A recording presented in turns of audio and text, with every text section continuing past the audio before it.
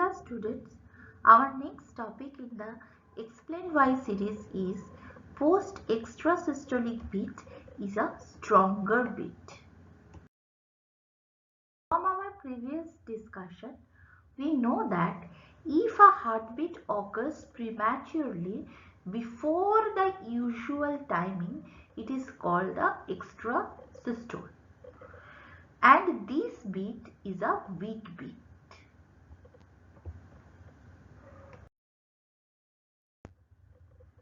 In this figure, we can see this is the extrasystolic beat, and it is evident that this is a weak beat as the interval between the premature beat and its previous beat. So this is the previous normal beat followed by the extrasystole or the premature beat. The interval between these two, it is shorter. So the ventricles get less time to fill. So less amount of blood entry occurs into the ventricle and the force of the contraction will be less in this extrasystole. So this beat is a weaker beat. But next regular beat from this pacemaker tissue, it generates no contraction. We know that in the previous video we have discussed that when the normal impulse from the SA node, it will come and try to depolarize the ventricle. It will find the ventricles in the refractory phase. So it will not be able to generate any contraction in the ventricle. So there will be a pause like this. So this is known as the compensatory pause. At this pause, there will be no contraction.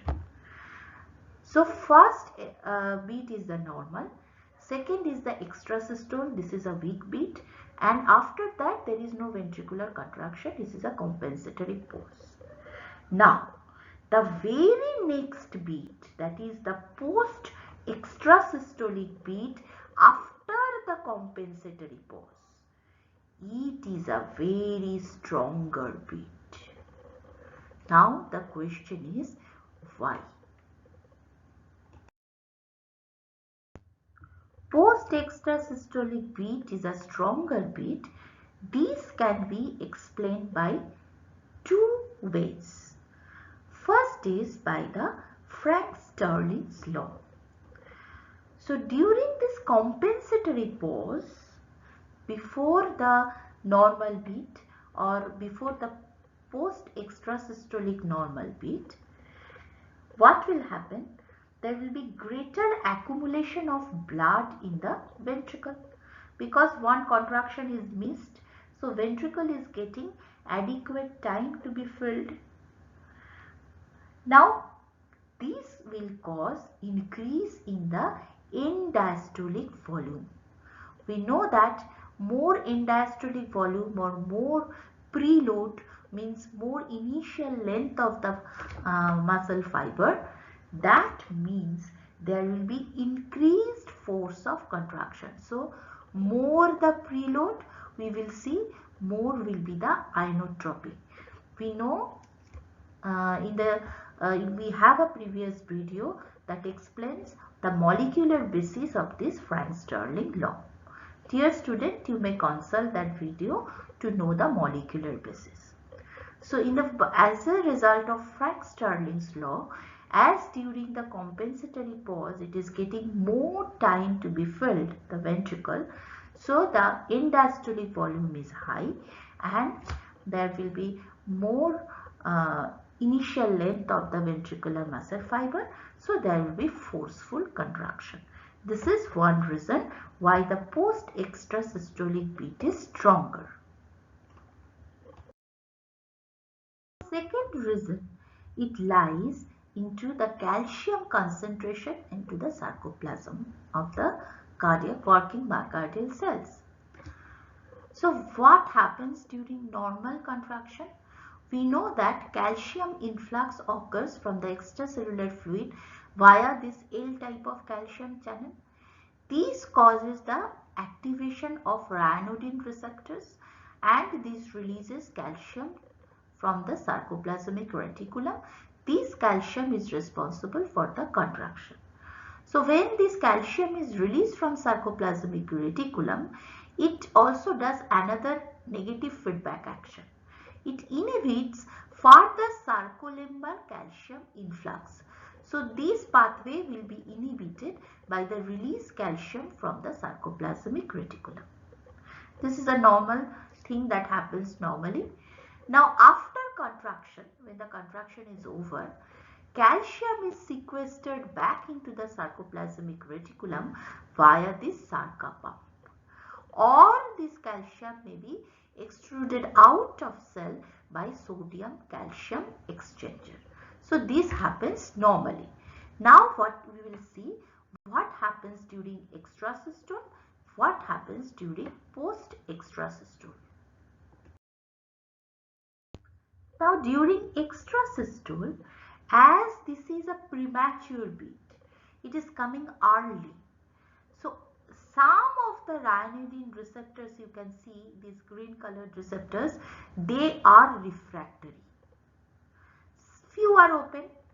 Through this opened ryanodine receptor, few calciums are released. But this calcium is not adequate to give a very strong negative feedback on this L type of calcium channel and the influx of calcium into the sarcolemmal calcium influx. So what happens as this negative or inhibitory action is less, some increased cytosolic calcium influx is there. This calcium will be taken up by the Sarca 2A and that there will be loading of calcium, loading of sarcoplasmic reticulum by calcium during this compensatory pause. So during the time of extrasystole, what happens? Some ryanodine receptors are refractory. So they are not releasing any calcium. The receptors which are not refractory, they will release few calcium.